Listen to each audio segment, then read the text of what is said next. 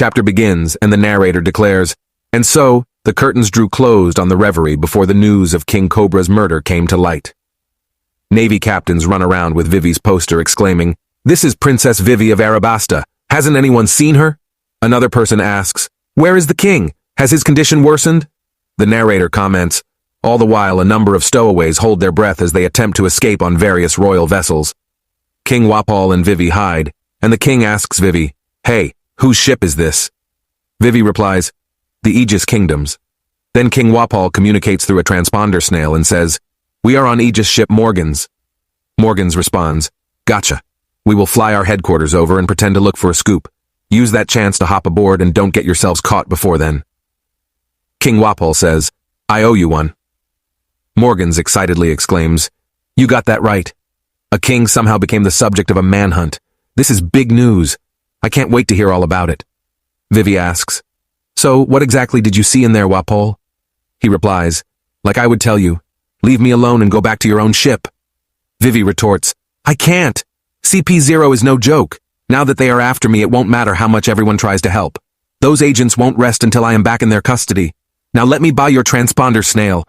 I need to talk to my father as soon as possible. He's a total worrywart." King says, "Anything but that. Get lost already." Vivi exclaims, "What's wrong with you?" The scene shifts, and CP0 agents search for Vivi and Sabo everywhere, holding their posters. The scene then shifts to Tajin Kingdom's ship, where Jewelry Bonnie is sitting, hungry. Next, it shifts to Leloucha Kingdom's ship, where Sabo is lying, covered in blood, and struggling. He self-talks, "If I can just make it to Leloucha, I know I can figure something out." Sabo thinks of King Cobra's words, "I am counting on you, Sabo. You must live on."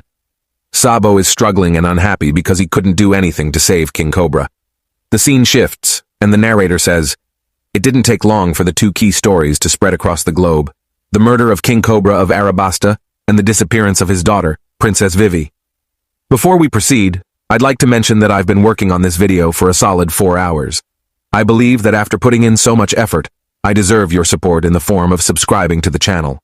The scene shifts to the holy land of Mary Jouaz, where one of the elders says, "The man they call Sabo seems to have a checkered fate. How else can you account for him constantly being surrounded by those who bear the letter D?" Another elder says, "I was hoping we would be able to address the egghead issue now, but it seems that dealing with this complication will have to take priority." Emu calls through a transponder snail, and the elder says, "Yes, great Emu." Emu orders, "The time has come to put Vegapunk's invention to the test. Use the mother flame." One of the elders remarks, "It is true we haven't had the chance to try it out before now, so there is no way to ascertain its effectiveness yet." Another elder suggests, "Depending on how well this experiment goes, Egghead may reconsider its response." The other elder adds, "I think a forest area would be a more suitable testing ground than a sea-based target." Emu interrupts and orders, "Leloucha Kingdom." The elder notes, "Quite a lot of people live there." Emu replies, "That is of no consequence." The elder acknowledges, "Understood. The world moves at the will of the Creator." Another elder asks, "What is the reason for Leloucha's selection?" Emu responds, "Its close proximity." Then we are introduced briefly to every elder. The first elder, St. J. Garcia Saturn, who is the defense science warrior god, says, "I will make the necessary preparations. I humbly request your patience in the meantime."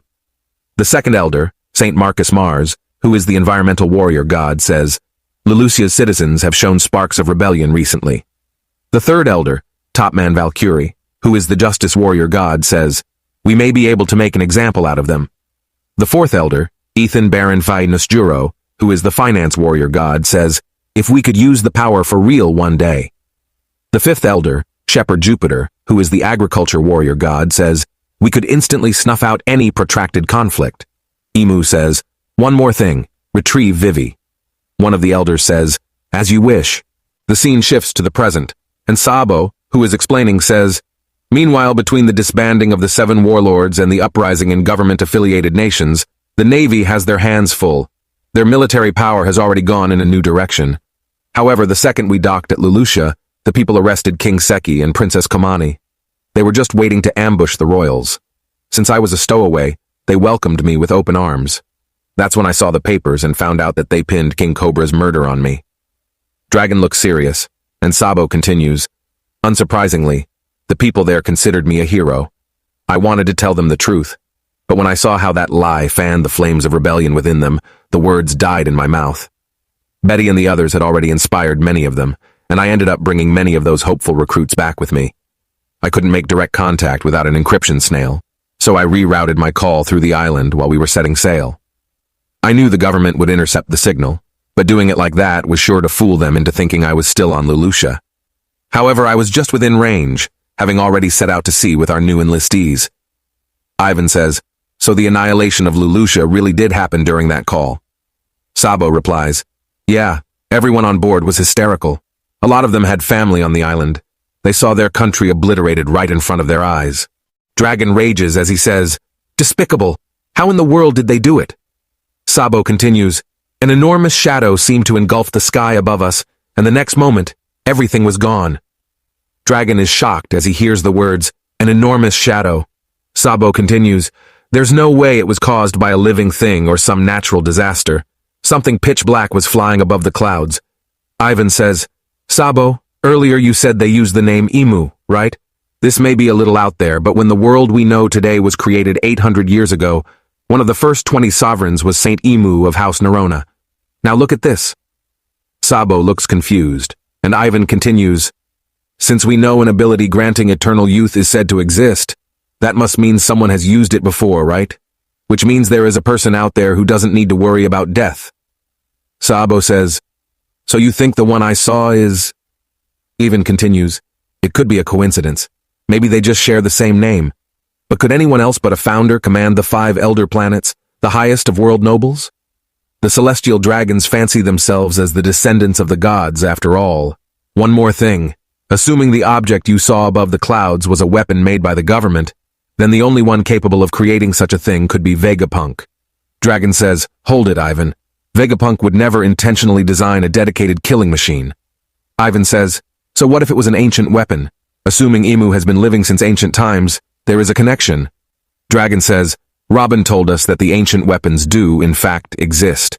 But if this person had such a weapon, why wait till now to use it?"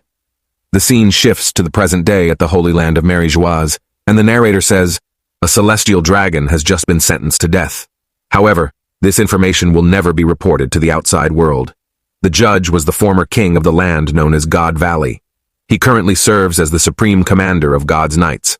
His name is Saint Garling Figurland. This man he sentenced to execution, none other than the one who chose to defend the fishman, Saint Don Quixote Miosgard." The God's Knight leader says, "Anyone who protects scum is lower than the scum they protect." And the chapter ends.